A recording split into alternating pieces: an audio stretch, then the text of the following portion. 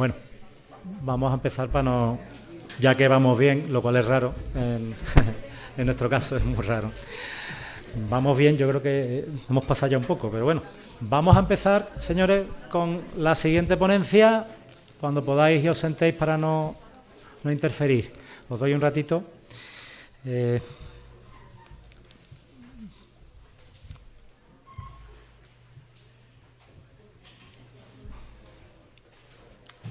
Bueno, quería corregir primero un error mío. Cité a Juan Carlos Hidalgo de UGT y a Nuria Martínez Barco de Comisiones Obreras, la cité, pero al final, muy mal por mi parte. Y la verdad que además Nuria siempre ha estado muy colaborativa para venir y lo bien que lo explica. Es decir, ella suele hablar de una manera muy adecuada de la seguridad y salud. Está muy implicada, por lo tanto, pedirle perdón por ese despiste enorme. Aunque ya digo que al final la cité, pero al principio no, cité a todos menos a ella. No soy un caballero.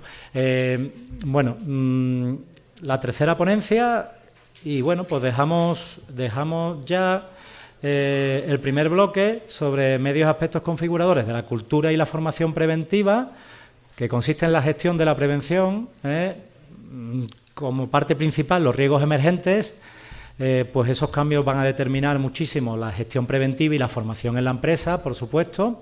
Y comenzamos con esta ponencia de Juan Francisco de la Fuente, el bloque de aprendizaje ya y fomento de la cultura preventiva a través de la formación, ¿no? Vamos a tocar dos puntos fundamentales, la formación en la universidad y la formación en la empresa. Eso no quiere decir que no sea importante y fundamental, como se ha citado ya aquí, por lo tanto no está obviado, el tema de la formación escolar.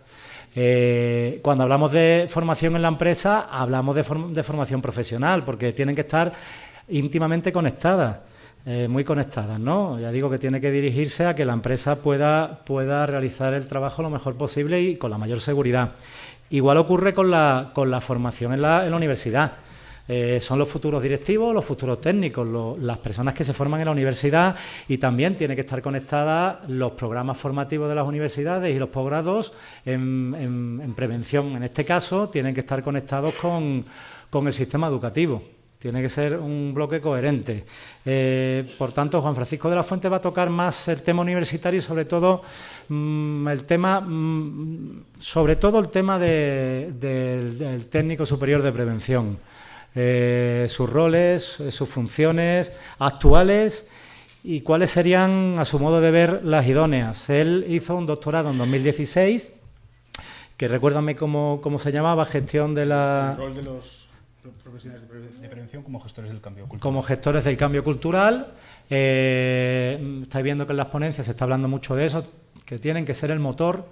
Se entienda bien esto de motor, no quiere decir que nosotros lo tengamos que hacer todo, pero sí tenemos que dinamizar, porque para eso tenemos un conocimiento técnico, pero el motor, como los compañeros están aclarando, el motor es la dirección. Como Pere Boix ha dicho, la implicación de la dirección se está viendo que flojea y eso es fundamental. En cuanto al rol claro, para que seamos dinamizadores, tienen que cambiar mucho los programas formativos en educación superior. Y de eso también va a hablar Juan Francisco de la Fuente.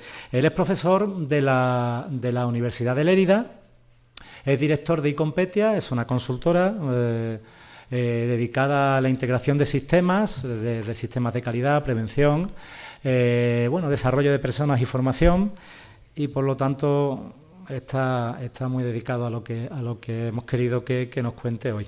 Su ponencia, y os dejo ya con él, se titula La formación de los profesionales de prevención de nivel superior. Oportunidades de mejora a nivel pedagógico, institucional y social. Es pedagogo, psicólogo, ¿no? Doctor en psicología y pedagogía, y es profesor también de esas materias. Por lo tanto, esta referencia a las oportunidades de mejora a nivel pedagógico nos lo va a explicar. Institucional también, por supuesto, y social. ¿Vale? Cuando pueda. Muchas gracias por venir. Gracias a ti. Gracias. No sé si se oye, he pedido que me pongan esto para poder moverme un poco por aquí. Bien, suena un poco tostón, voy a intentar que no sea tanto. la idea de base, ahora os comentaré algunas cuestiones que pienso también un poco sobre la marcha, porque una de las cosas que traía, de hecho la presentación no hace falta que, si no queréis toméis notas nada, porque luego la pongo a disposición de la organización y os la pueden pasar si queréis. Hay 4 cosas, tampoco, pero bueno, pues si os hace gracia alguna anotación o alguna cosa, lo tendréis a disposición. Como decía Julio, yo voy a intentar daros una mirada hasta cierto modo un pelín particular. Yo tengo una dualidad de roles. Por un lado soy profesor de la universidad, pero soy profesor asociado. Solo estoy unas horas en la Universidad de Lleida. Ya veréis que mucho acento catalán no tengo porque soy de Aragón, pero vivo allí. Y por otra parte, trabajamos el día a día en el ámbito de la consultoría. En el ámbito de consultoría, como decía Julio, en el ámbito de la gestión de personas y de sistemas. CQM, integración, 45001 y esa serie de cosas. Intentamos que eso sean palancas precisamente para que las organizaciones entren en procesos de cambio. Y muchas veces, por supuesto, intentando generar un cambio cultural. Algunas de las cosas que han comentado los compañeros de antes realmente son cosas que también tenía pensadas comentar, por lo tanto viene muy bien porque así nos podemos centrar. En la presentación hay muchas cosas, pero solo me voy a centrar en unas cuantas que creo que pueden ser relevantes. Y además aprovecharé, ahora lo comentaba con Julio, me confirmaba que después hay una ronda de preguntas y que será más participativo, con lo cual de todo lo que surja de lo que comentéis, si luego queréis que profundice en cualquier cosa, pues me lo pedís y sin problemas. Pero ahí sí nos permite dejar esto un poco más, no ser tan, quizás no generar tanta intensidad, porque hay muchos conceptos y si los intento decir todos va a ser un poco rollo y al final no voy a comunicar nada. Precisamente quería empezar contándoos una anécdota. Ayer venía en el tren, venía desde Lleida, viaje ahora muy cómodo en tiempos que cuando venía antes era un viaje mucho más pesado y yo la verdad es que intento superarlo, pero soy una persona de carácter un poco tímido y cuando se siente una persona al lado y no la conozco, pues no suelo hablar con la persona de al lado. Pero en ese caso fue ella la que tomó la iniciativa y me contó cosas que venía también al territorio, a vuestro territorio, venía a Córdoba en concreto, y me contaba que venía un congreso de médicos que hacían revisiones a los pilotos de aviación. Que se ve que hay un congreso de estos ahora en Córdoba, estos días también. Unas 70 personas en todo el estado que se dedican a esto. Y entonces, hablando del tema, yo no le había dicho que venía un congreso de prevención y una jornada de prevención, me comentaba que él está investigando patologías que están surgiendo en el personal médico y en el personal auxiliar de vuelo relacionadas con la inhalación de gases que vienen de la combustión de los motores de los aviones. Y que ahora se están encontrando correlaciones entre determinados tipos de enfermedades y esa profesión, ejercer esa profesión, acumular muchas horas de vuelo, diciéndolo pronto. Entonces yo pensaba, joder, claro, como ya tenía en la mente pensada en lo de hoy, pensaba, cuánto conocimiento, cuánta multidisciplinaridad, cuántas aportaciones necesitamos en una profesión como la nuestra. Y de ahí también he enganchado un poco con algunas de las cosas que os explicaré, y es también una de las razones que justificó cuando en el año 2016 presenté aquella tesis, dirigida, por cierto, por Jaume Llacuna, que seguro que algunos conocéis, ya veis eso. Yo, al hilo de aquello, cuando el hombre se bajó ya en Córdoba, pues yo me apunté aquí en el móvil unas cosas. Digo, cuando empiece la charla les haré una encuesta. Luego no sabía si hacerlo o no, porque me da un poco de corte, pero digo, bueno, ya que lo he preparado. Así a mano alzada, solo para ver cómo estamos. Y preparad 7 preguntas. 6, porque esta ya os la he contado. Una pregunta era si sabíais que las personas que acumulan muchas horas de vuelo pueden tener patologías específicas. Como esa ya os lo he contado. La primera pregunta sería, así levantando la mano, ¿cuántos conocéis a personas que trabajan o utilizan plataformas de la nueva economía? Uber, Cabify, Globo, etcétera. ¿Algunos trabajáis directamente allí, esos estudiantes que hay por ahí? ¿Alguien trabaja? Esto nos está hablando de la transformación en el mundo del trabajo. Hemos hablado de muchas cosas y realmente todavía la profesión sigue remitiendo mucho a estructuras laborales.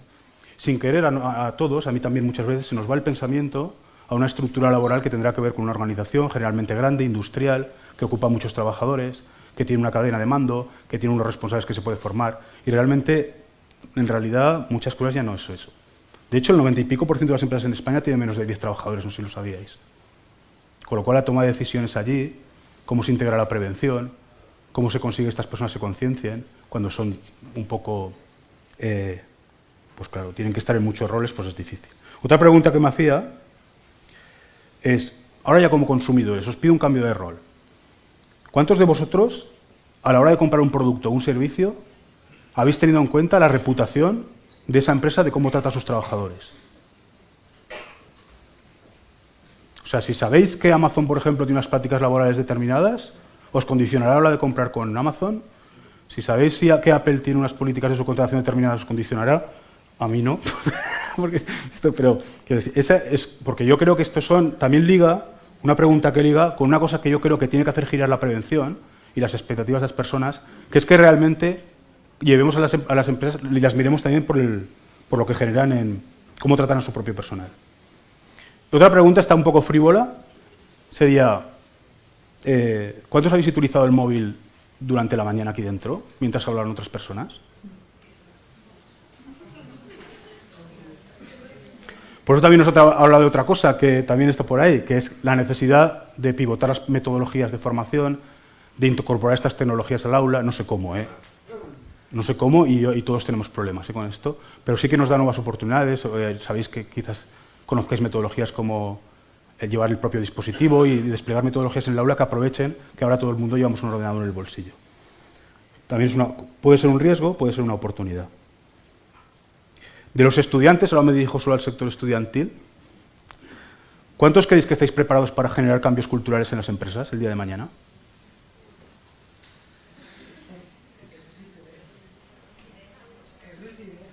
¿Cómo?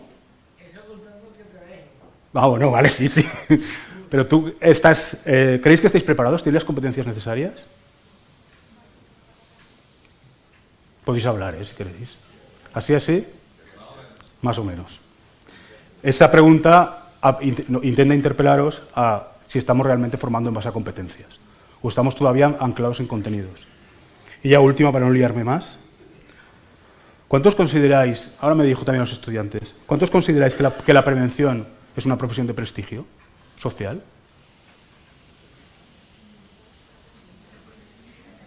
Es interesante también esa pregunta porque nos habla y nos interpela acerca del prestigio y del reconocimiento que tiene la profesión y del rol que se nos está dando a las organizaciones. De eso y ahora profundizaré un poco. Yo recuerdo mucho una persona joven que empezó a dedicarse al mundo de la prevención, me hizo una pregunta que nunca olvidaré y que me desconcertó porque no me la esperaba. Me dijo, tengo que hacer una pregunta muy en serio. Y me dijo, ¿ser prevencionista es de losers o losers? Y dije, mira que lo veo en el diccionario, parece ser que es una palabra que se utiliza ahora, que utiliza la juventud para hablar de perdedores. Y la pregunta, ya sé que no lo pronuncio muy bien, perdona. La pregunta me impactó porque yo en la tesis de hecho tenía unas pequeñas reflexiones acerca del prestigio social de la profesión. Y que una persona que se empezaba a dedicar al ámbito me hiciera esa pregunta, me hizo como una cosa, y la pregunta me extrañó y me dio que pensar. 4 ideas, 4 ideas que ahora ordeno un poco más. Yo me empezaba por una reflexión también que era si hay razones para el optimismo. Y ha dicho Julio que me voy a centrar sobre todo en la formación de nivel superior de los profesionales de prevención. ¿Hay razones para el optimismo en global en la universidad? Pues hombre, si miramos un poco fuera, diríamos que hay de todo. Hace poco salía este artículo en El País, que en una entrevista al miembro de la Singularity University, que decía que la mayoría de las universidades del mundo van a desaparecer. Era una provocación, pero una provocación que tenía sentido. Lo que estaba diciendo esta persona, lo que estaba queriendo decir, es que las estructuras de las universidades, tal y como lo conocemos ahora, no tienen futuro. No tienen futuro porque estamos formando con un estilo y con unas instituciones que no están conectadas con la realidad del mercado laboral. Entonces, si no nos cuestionamos esto, esta persona en concreto opina, podemos estar de acuerdo o no, que las personas acabarán buscando alternativas. Ahí, por ejemplo, sabéis que hay MOOCs, no recuerdo el nombre, es también un nombre en inglés, que son cursos de 4 meses muy intensivos para aprender una profesión emergente. Ahí empiezan a emerger soluciones de personas o de instituciones que están intentando adaptar el ritmo de sus decisiones a la evolución del mercado, a la evolución de la sociedad. Y la universidad está teniendo dificultades. Y lo que venía a decir este autor, que sí es un elemento para pensar, es si vamos a ser capaces. Me llamó la atención porque leyendo el otro día un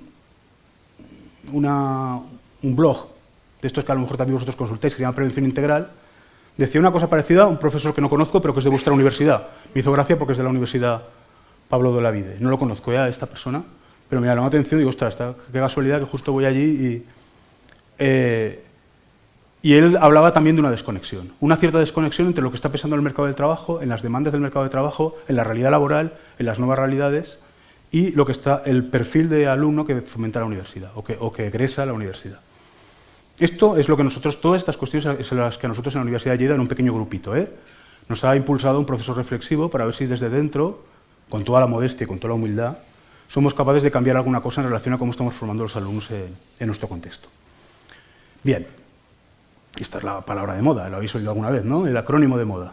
Vivimos en un entorno VUCA, volátil, incierto, complejo y ambiguo. No lo digo en inglés porque me haré mal, ya me he hecho mal con lo del loser, no voy a volver a hacer mal, pero diríamos que lo que define es el cambio constante. Y esto muchos autores lo han sintetizado en un concepto VUCA, en un acrónimo, que por cierto viene del ámbito militar. Del hecho de que tener mucha fuerza militar no siempre te implica facilidad para ganar una batalla. Sería un poco la cosa, simplificando. Bien. Entonces, claro, nosotros, como os decía, lo que nos planteamos es esta pregunta. ¿Cómo puede la universidad evolucionar, adaptarse, y no solo evolucionar y adaptarse, sino por qué no liderar el futuro? ¿Por qué no ser el sitio de vanguardia donde se forman los profesionales que cambiarán y transformarán la sociedad mañana? Aquí no, es la única gráfica, ya sé que no se ve nada, no os pasa nada, es solo para recuperar un poco lo que, ciertas cosas que nos también, como creo que la ponencia iba dirigida a situar algunos debates en torno a los grupos de trabajo de esta tarde. Hay unas preguntas de fondo que son casi la cantinera, la banda sonora de la profesión, pero son preguntas de fondo que siguen vigentes. Por ejemplo, entiendo que los que estáis por aquí, algunos sois estudiantes de prevención, ¿no? De máster, ¿no?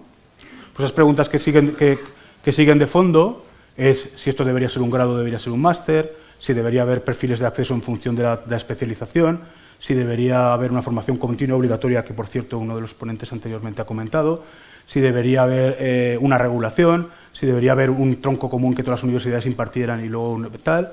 Lo cierto es que a día de hoy, salvo noticia nueva que yo no tengo, seguimos todavía formando en base a un Real Decreto, que es del año 96, 97, eso es, 39-97, correcto, con alguna modificación posterior pequeña, pero básicamente fijaros que seguimos articulando la formación en teoría en base a contenidos.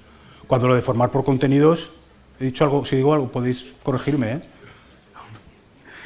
porque no tengo toda la información, pero lo que os comentaba es que si seguimos anclando la formación en base a contenidos, ya nos estamos un poco desviando de la realidad, porque ya en pocos entornos se plantea que una formación sean contenidos, se plantea que una formación son competencias. Cosas que sé hacer, sé desplegar, comportamientos, capacidades, que son luego transferibles de manera casi directa al mercado laboral. Eso es una competencia. Si seguimos formando en base a saber unos contenidos, pues así nos luce el pelo. No hay tampoco mucho que cortar. Con lo cual nosotros nos hacemos esta reflexión. Cuando nosotros planteamos un pequeño, luego os explicaré algún detalle más, pero cuando nos planteamos el pequeño, pequeñísimo, recogidísimo, humilde, máster de prevención que hacemos solo con la rama psicosocial en la Universidad de Lleida, nos planteamos que, no podemos estar de espaldas a un marco legal, que es justo lo que decía ahora. Sabemos que tenemos unos requisitos que nos aplican si queremos hacer esa titulación, que es el artículo, las funciones que marca el 3997, artículo 37, los criterios generales que marca el mismo Real Decreto en el anexo 3, contenidos formativos, todas estas cuestiones.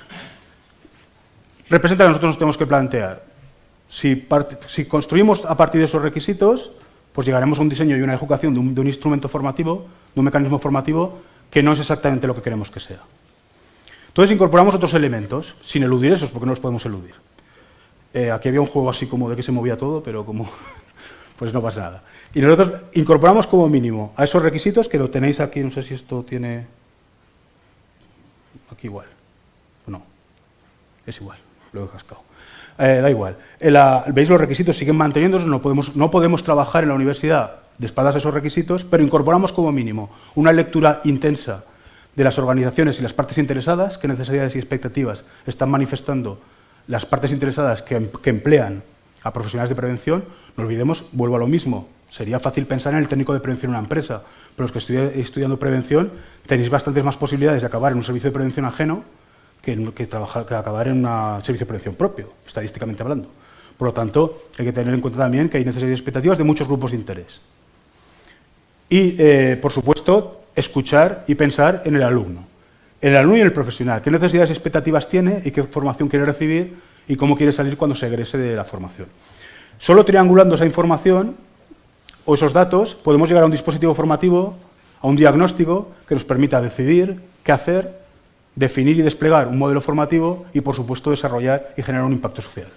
Ese es nuestro reto actual, que os transmito, que os comunico, y si algo os sirve y algo, en algunas cosas son lugares comunes, pero si algo os sirve y algo os inspira, pues ya estaría bien. El desarrollo que nos planteamos era este, un ciclo de 3 pasos que era analizar liderar y crear la formación y generar una transformación. A la hora de diagnosticar, como os decía antes, teníamos que abrirnos por lo menos el conocimiento de los requisitos, de las necesidades y expectativas de todas las partes interesadas, servicios de prevención, contratistas, contratadores, organizaciones, la sociedad. Interpretar estos resultados y llegar a unas conclusiones que nos permitan adoptar medidas. El segundo paso, que para nosotros nos parece como muy importante, el centro de todo, es decidir qué alumno queremos formar. Si no sabemos qué alumno queremos formar, ¿por dónde empezamos? Y eso quiere decir tomar decisiones que todavía no están del todo maduras, como por ejemplo, ¿hay un perfil generalista y un perfil especialista? ¿Qué itinerario formativo tiene el generalista? ¿Qué competencias ha de tener? ¿Ha de ser un experto en gestión? ¿Ha de ser un experto en gestión del cambio? ¿Ha de ser una persona persuasiva? Cuando hablamos de especialistas, hoy en día, ¿estamos hablando de especialistas de verdad? Porque para mí es una especialista de verdad, es quizás el médico que me hablaba ayer en el tren, que os contaba antes. Yo, como mínimo, ya os adelanto que yo veo una profesión, si queremos ser mínimamente serios, y esto puede ser polémico y si queréis luego lo comentamos, si queremos ser mínimamente serios y creernos a nosotros mismos lo que hacemos, necesitamos por lo menos una profesión en 3 niveles. No me he inventado nada, eso se inventaron los médicos hace mucho. Un médico de familia, un generalista, una persona con alta capacidad emocional, con altas competencias transversales, con mucha capacidad de comunicación, con persuasión, con capacidad de gestionar el cambio, que sabe negociar, que sabe liderar. Pero detrás, a lo mejor hay un tío no tan simpático, pero que tiene el rigor para hacer una medición en condiciones, no cuando pase por allí, que sabe interpretar los resultados, que sabe lo que hay que medir, que es proporcional a la hora de definir medidas. Y luego habrá casos concretos, que los hay, donde tendrá que entrar un súper especialista, una persona casi diríamos en lenguaje un poco coloquial, un friki, por ejemplo de ATEX, de radiaciones no sé qué, que en ese punto concreto y en esa actuación concreta le proporcionará a la organización una respuesta súper profesional para que tome unas decisiones proporcionales. Yo recuerdo una anécdota de mi época cuando nos dedicamos al servicio de prevención. Una empresa de nuestro territorio, fabricante de pinturas, le ofrece a la Asociación de Pinturas gratis el estudio ATEX. A todos los asociados gratis, estudio ATEX. Viene una persona, claro, obviamente como comprenderéis gratis con poco tiempo, y les propone que toda la fábrica es ATEX. Con lo cual, la inversión a realizar es imposible, tienen que cerrar.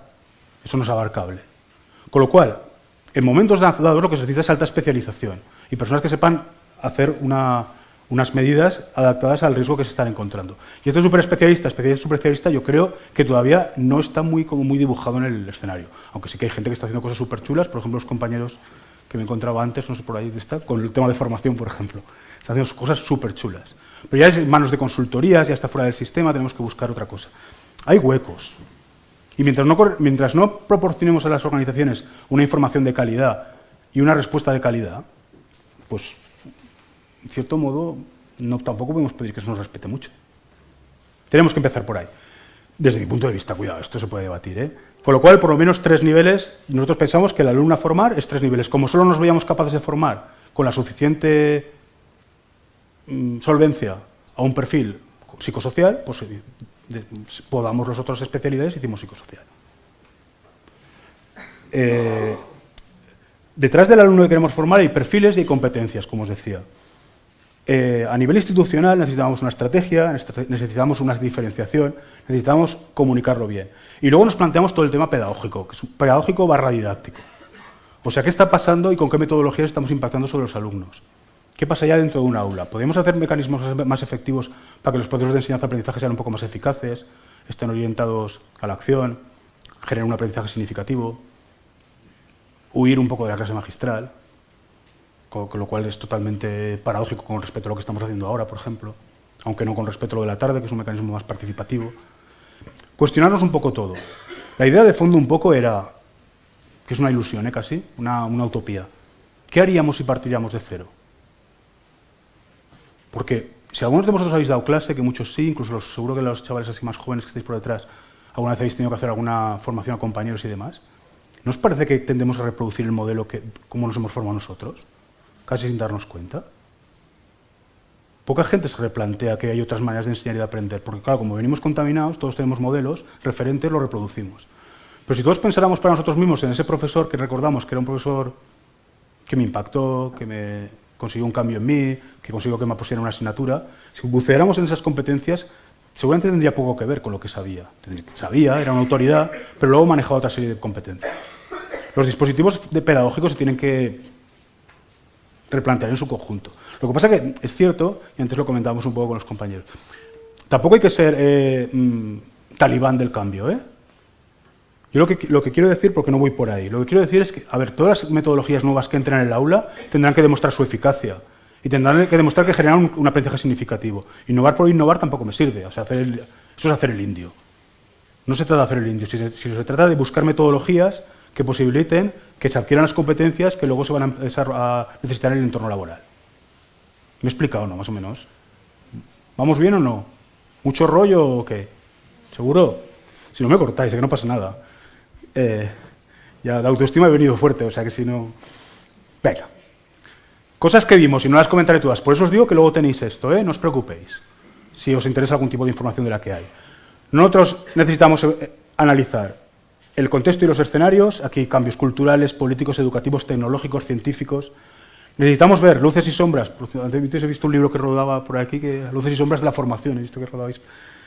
Yo traía luces y sombras de la gestión de las organizaciones, visibilizar los modelos de gestión que tenemos, visibilizar el tipo de empresas que tenemos, visibilizar el tipo de liderazgos que tenemos y adaptarnos con los retos como gestión del compromiso, esas tendencias que vienen, que precisamente han inventado un nuevo lenguaje y me parece un acierto, ¿eh? Esto lo del medio ambiente lo hicieron mejor. Medio ambiente no hablan de que, también, ¿eh? Hablan a veces de que nos lo estamos cargando todo, pero la palabra que está encima de todo es sostenibilidad. Es un concepto positivo. Yo creo que incorporar un lenguaje a la prevención, eso está por ahí en algún capítulo de la tesis, incorporar un lenguaje a la prevención que sea un lenguaje del cambio y de la transformación nos vendría bien. Hablemos menos de prevención de riesgos laborales y hablemos más de salud laboral. Hablemos de bienestar, hablemos de sostenibilidad social, hablemos de cosas que sean un poco más persuasivas. Porque si yo ponernos por un momento en la piel de un pequeño empresario, que es empresa familiar, pequeña, es el modelo de este país, que le viene de vez en cuando una persona que de manera generalmente descontextualizada le empieza a hablar de accidentes, de daños, de dolores, de sufrimientos, de que tiene que invertir, de que se va a matar, de que el otro no sé qué, dónde vas por ahí con estas maneras, que tienes que hacer estos papeles si quieres no sé qué. Esto no mola nada. Esto es un dolor. Cualquiera, si los ponéis por un momento en los zapatos y empatizáis con esa persona que está recibiendo estos inputs, cuando entráis por la puerta dice, otra vez el de prevención, y no he hecho nada. Entonces hay que cambiar, hay que intentar cambiar, porque la diferencia con otras cosas es que en este caso, en la profesión, en el ADN de la profesión, va a generar el cambio, no solo adaptarnos, lo tenemos que impulsar, lo cual no quiere decir que sea fácil, ¿eh? Y la tercera lectura que hacíamos iba ya definida en el rol, en el propio rol del profesional, qué funciones está haciendo, qué roles y perfiles hay, os lo he comentado, cuáles son los contextos de intervención, cómo puede generar transformación, cómo se puede mejorar la misión, que es lo que os acabo de explicar, y liderar la transformación, y por supuesto la necesidad de multidisciplinaridad.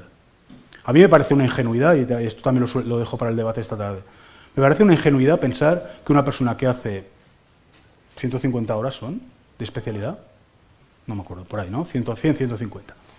Me parece una ingenuidad pensar que una persona de 150 horas de especialidad puede liderar los riesgos higiénicos de una organización.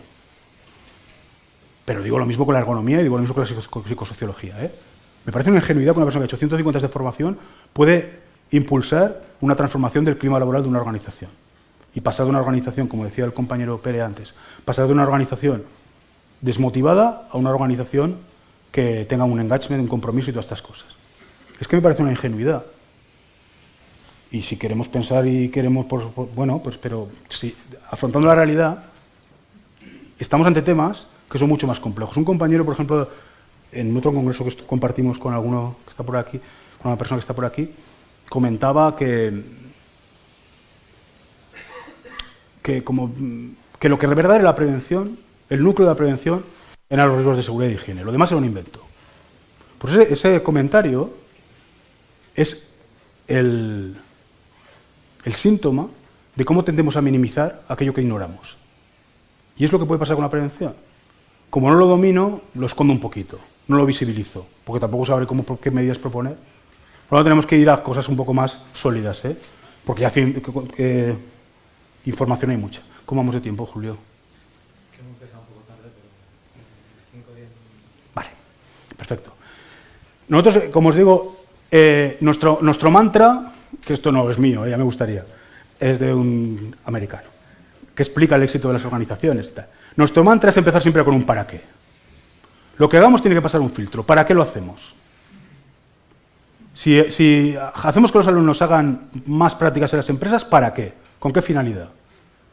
Si planteamos una metodología innovadora en el aula, ¿para qué? ¿Qué competencias queremos abordar a través de esta metodología? Y solo si hay un para qué, pasamos al siguiente paso, que es construirlo, que es el cómo. Ahora, ¿cómo lo hacemos? Vale, hemos decidido que es algo que puede ser interesante. Remueve, genera el movimiento que queremos generar. Ahora, ¿cómo lo hacemos? Y ahora ya diseñemos el dispositivo. Y esto es lo mismo que hicimos para diseñar el dispositivo formativo, que luego os explicaré a grandes rasgos que estamos haciendo en la Universidad de Lleida. Luego ya se entra en detalles y siempre otro mantra que tenemos es que siempre el alumno está en el centro. Cualquier decisión que se adopta se tiene que ver desde la perspectiva de cómo afectará la experiencia del alumno. Entonces, si tenemos un para qué y tenemos un alumno en el centro, todo lo demás va encajando. Fijaros, por ejemplo, os he traído esta foto. Esto es un colegio de Lleida. Clavé, jesuitas. Han hecho un proceso de transformación, no sé si alguno habéis oído alguna vez algo al respecto. Eso es un aula. Y eso es empezar a tomarse en serio una transformación. Comparar eso con esto. ¿Qué está comunicando eso y qué está comunicando esto? Vosotros viendo cogotes, estos chicos viéndose entre sí, comunicándose y colaborando. Es que lo tenemos que cuestionar todo, por eso os decía antes. ¿Qué haríamos si partiéramos de cero? Eso no es la Universidad de Lleida, me gustaría, ¿eh? La Universidad de Lleida se parece más a esto. Hay hasta aulas como esta, aulas, no ya salas, aulas con el mobiliario clavado al suelo, como diciendo, aquí no te mueves. Solo falta que te pongan un candado, para que no te escapes. Pero fijaos que el cuestionamiento es de todo, porque es de fondo. Es que yo no sé lo que está por venir. El modelo educativo, cómo daremos respuestas. Hay muchos intentos fallidos, hay muchos fuegos de artificio, hay muchas cosas un poco tramposillas de esto de la innovación. Pero lo que sí está bastante claro es que lo que había antes ya no sirve. Y hay gente que se atreve y prueba cosas nuevas. Estos son jesuitas, que tampoco yo creo que sea metodología no sé qué. Pero se atrevieron, montaron un proyecto, hicieron una gestión del cambio y están proponiendo otras cosas. ¿Qué pasa? Por cuestionar los desplazos, el rol del docente, el rol del alumno que queremos formar, todo, para entrar en una manera de relacionarnos diferente. Solo es un ejemplo, pero fijaos que ya esto comunica otra cosa. ¿Estáis de acuerdo o no? ¿Habéis estado en alguna aula así? Yo tampoco. ¿El qué? No, ¿queréis decir algo? Que no se saben los resultados que... Ahora empieza a haber resultados ya. Bueno, pero es muy temprano. Ahora empieza a haber... Sí, por eso... Justo, correcto. Por eso os comentaba antes. Yo sí estoy seguro que lo que hacíamos antes no sirve, pero no estoy tan seguro de cuál es la alternativa. Esta es un intento. Claro, a nivel de... Aquí tenéis, y los que tengáis interés ya profundizaréis. A nivel de metodologías hay 1000 cosas que se pueden hacer distintas a la clase magistral. Os he recopilado 21, creo que han quedado, pero hay muchas cosas que podemos hacer que rompen el rol tradicional del docente explicando y el alumno escuchando, que además ya no escucha el alumno, por eso esa es otra. El alumno escucha un rato, pierde la atención, juega con el móvil, se dispersa, intenta reconectar, luego no puede, luego algún profesor se cabrea porque no sé para qué vienes, si vienes a esto, y establecemos una relación como un poco tóxica en la cual, no precisamente generamos un aprendizaje muy significativo. De hecho, por aquí, luego, si quieres comentar algo, porque tenemos alguna persona sí, que está haciendo cosas chulas con cosas, por ejemplo, de realidad aumentada. No sé si quieres... Yo creo que decir que la parte esta que comentabas, que acabas de enseñar, evidentemente es rompedor, ¿vale? Y evidentemente funciona. Pero funciona por el simple hecho de que llevamos toda la vida formándonos de esta manera colaborativa. Me sientas en línea, este señor delante, como tú dices, que no sé quién es, y es encantador. Seguro que es encantador. Exacto. No le veo la cara, no puedo... Está sonriendo, está sonriendo. Perdona. Sí, lo que os decía, que tenemos que cambiar el paradigma de cómo formamos porque tal y como formamos hoy en día es artificial. No estamos preparados para estar 3 horas aquí sentados. Que lo estás haciendo muy bien, ¿vale? Pero a mí ya me empieza un poco se me hace la mañana larga, ¿vale? Sí, correcto. El planteamiento es, ¿por qué no testar y probar? Y no solamente con las nuevas tecnologías, que también, sino, ¿por qué no volvemos a la formación en círculo? ¿Por qué no volvemos a la formación colaborativa? Tan importante es la presencia del estrado y la presencia del formador. Tan importante es esa persona. Tanto conocimiento tiene, por supuesto que la tiene y por supuesto que tiene que estar. Pero debe dejar mandar la información de una forma unidireccional a que sea bidireccional. Y esa es la pregunta que hay que hacerse. Correcto. Estamos dando formación. ¿Aprendemos todos de todos o aprendemos solo de una persona? Exacto. De construir un poco lo que estamos haciendo y buscar nuevas maneras de relacionarnos, correctamente, exacto. Si queréis hacer alguna contrarréplica... Lo que pasa es que eso se alargará, ¿Sí? Ahora constantemente está poniendo dicho lo que es la autoridad y el profesor. Creando esa camaradería, ya que están entre ellos muy criticada, prácticamente perdida, incluso en una cierta experiencia personal, pues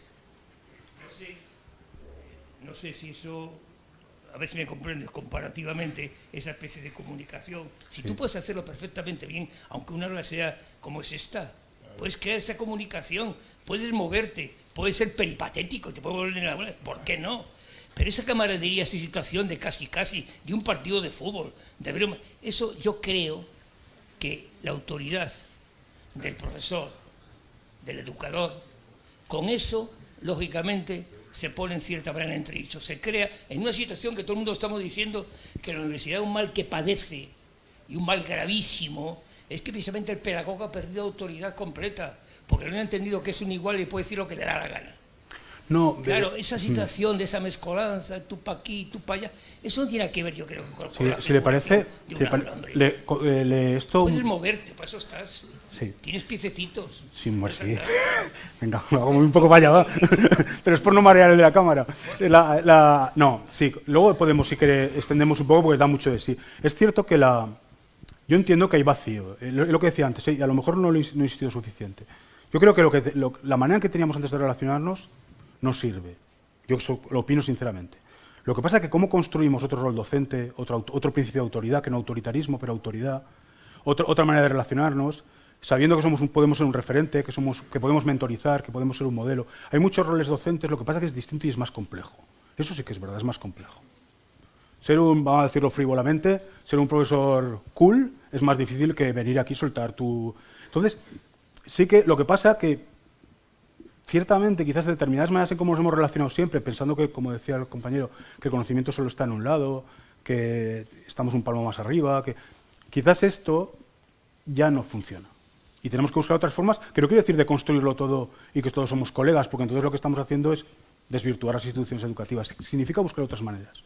Luego, si quiere, continuamos el debate, ¿te parece? Que es súper interesante, desde luego, y no lo quiero eludir, pero yo desde la perspectiva os diría a todos que al final la prueba de si lo que hace, por ejemplo, Gabriel, ¿verdad?, de lo que hace con realidad aumentada, funciona o no, sí es muy fácil. Porque para los alumnos que estáis estudiando ahora en la universidad es más complicado. Pero en un entorno de empresa, la formación solo tiene una prueba. ¿Ha transferido? Si es la pregunta, si no has formado, es que no has formado. Has hecho el indio, y reconozcámoslo, sabe mal que me estoy quedando diciendo estas chorradas, pero es que has hecho el indio. Si tú has cogido a 10 tíos, los has puesto en una sala, les has explicado contenidos, no se han enterado de nada, algunos han dormido, otros se han dispersado, lo total, y al salir no has transformado su comportamiento, no has formado. Formar significa preparar a alguien para algo. Significa eso, lo pone en el diccionario. Entonces, en la universidad es más difícil porque esas transferencias son a largo plazo. ¿Cuándo estáis vosotros en el mundo del trabajo? Yo por eso tengo alguna idea, que yo creo que las universidades tendrán que ir rompiendo un poco fronteras, acercarse mucho más al mercado laboral, y a lo mejor con el título de una persona pueda ir en el futuro un mentor que una vez acabada la carrera, durante 3 o 4 años tienes un canal abierto para hacerle consultas sobre tu profesión, por ejemplo. Entonces rompemos un poco, nos metemos un poco más en la empresa, damos dispositivos de seguimiento, mentorización. Hay muchas cosas que podemos replantearnos, porque al final la prueba del algodón es si me he formado, si he aprendido. Si yo voy a la empresa y realmente con la mochila que llevo puedo ir con cierta solvencia. Hay muchas cosas que tendré que aprender, las da la experiencia, pero yo voy con cierta solvencia para desenvolverme en ese entorno y más o menos no sentirme como que no sepa que estuve 4 años yendo allí. Venga. No, acabo enseguida. Sí, perfecto. Pues ya que sí, voy a configurar 4 cosas de allí y ya está, ¿vale? ¿5 minutos tengo? ¿Sí? ¿O menos? Mejor menos. Vale. Perfecto. Pues venga, acabo muy rápido. Al final lo que estamos intentando, como justo al hilo de lo que comentábamos ahora, es una aportación de valor, tanto a la profesión como a las organizaciones como a la sociedad. Y ya esto me lo paso. Quería hablar un poco de la transversalidad, pero también lo podemos dejar para el debate. Y solo os quería contar 4 cosas, solo voy a pasar una diapositiva, que es esta. Y ya está, con esto acabo. Esto es lo que hemos intentado inventar en la Universidad de Lleida para romper alguna de estas fronteras. Lo que estamos haciendo con la formación en prevención psicosocial, solo como os contaba antes, es un modelo dual, que quizás conozcáis porque se ha implantado con bastante éxito, no, con un éxito desigual en la formación profesional. Modelo dual significa que nuestros alumnos, cuando empiezan el máster, desde el primer día, no literalmente, pero desde las primeras semanas, están compaginando la formación con un contrato de trabajo en una empresa. Entonces ellos nos traen las problemáticas en torno a la prevención, en torno a la seguridad laboral, en torno a la experiencia de las personas, que se encuentran las personas en las empresas y las comparten y forman parte del proceso formativo. Lo que hemos intentado es visibilizar como mínimo 4 entidades: los alumnos, la universidad, las organizaciones y la sociedad. Y lo que buscamos es un acercamiento mutuo y recíproco. Claro, necesitamos contar con empresas que quieran colaborar y contratar, pagan, ¿eh? Los alumnos más o menos se pagan el máster con lo que cobran en las empresas. No es un contrato para tirar cohetes, pero media jornada, contrato un poco básico. Pero lo bueno es que estamos generando ese intercambio. Y como consecuencia de todo ello, personas dentro de las empresas también se están formando, se están planteando lo que hacen, están encontrando un apoyo por parte de la universidad en algunos proyectos de innovación en prevención. O sea, lo que intentamos es generar más continuidad, no llenar esa brecha que existe entre lo que significa la universidad y lo que significa la empresa. Entonces, queremos generar una complicidad mutua para construir juntos a los profesionales que mañana tendrán que liderar los proyectos de prevención, de salud laboral y de gestión de personas en las organizaciones. Eso ya hemos demostrado, nos decía, esto, como decíamos antes, que se quería demostrar. Ya hemos hecho el primer ciclo de evaluación y hemos visto, sobre todo en los alumnos, lo que nos ha gustado mucho es que hemos podido dar saltos en la evaluación. Ya no hablamos solo de aprendizajes, del examen, cuánto contenido, a pasar un examen en realidad no es contenidos, sino que estamos hablando de adquisición de competencias, de transferencia al puesto de trabajo y de empleabilidad. 100% de los alumnos de las 2 primeras promociones trabajando. En las empresas, muchos de ellos donde han ido a hacer el dual. Estamos hablando de la universidad, que genera movimiento los profesores, que también se tienen que poner al día, que tienen que ser conscientes de lo que está pasando en el mundo de la empresa, que no pueden hacer las clases de espaldas a la realidad social, porque han de integrar el contenido que trae el alumno de la empresa. Con lo cual nos genera un proceso de innovación didáctica, de formación del profesorado y también un cierto impacto de marca sobre la universidad, que aquí no creo que haya llegado, pero bueno, en ciertos momentos nos da... Es un sello de marca de calidad de la Universidad de Lleida en este caso. Creemos que las organizaciones también estamos generando un impacto, gestión del talento, formación de profesionales, asegurando la continuidad del negocio y mejorando una cosa que nos parece muy importante, que es que las empresas también se abran. Hay una apertura a una reflexión sobre sus prácticas y se entra en procesos de cambio y mejora. Y por último, en la sociedad, esta es mi última frase, Julio. Por último, en la sociedad, pues obviamente se está generando un impacto, se está hablando de prevención, se está hablando de salud laboral, se está hablando de riesgo psicosocial, se están visibilizando cosas, con lo cual las empresas del territorio que están entrando también se está generando un movimiento que ya está alcanzando a temas como la empresa saludable, a temas como la gestión del compromiso, a temas como el bienestar de los trabajadores, organizaciones orientadas a las personas, políticas de conciliación y un montón de cosas que están entrando a medida que estamos demostrando que hacer estas cosas no va en contra, sino a favor de la productividad de la empresa y de la sostenibilidad del negocio. Y tenía una frase final, creo, pero me la voy a olvidar para luego. Ya está, hasta aquí. Luego, si queréis, como por supuesto con su aportación y la de los demás y lo que queráis, construimos un poco más lo que os haga curiosidad, ¿vale? Gracias.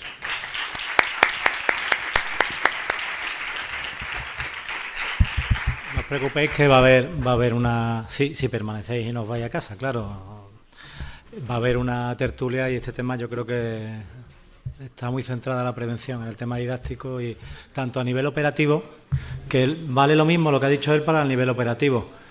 Y esto va a cambiar, queramos o no, y os guste o no. Es decir, porque la Internet y las nuevas tecnologías lo están imponiendo y porque los alumnos ya no quieren que le lancen el rollo. Yo, de todas formas, creo que el maestro, el profesor magistral tiene que seguir existiendo. Eso no quita una cosa a la otra. No quisa. De hecho, se está viendo que coincidimos en la combinación de metodologías a abordar desde distintas perspectivas. Bueno, Agustín.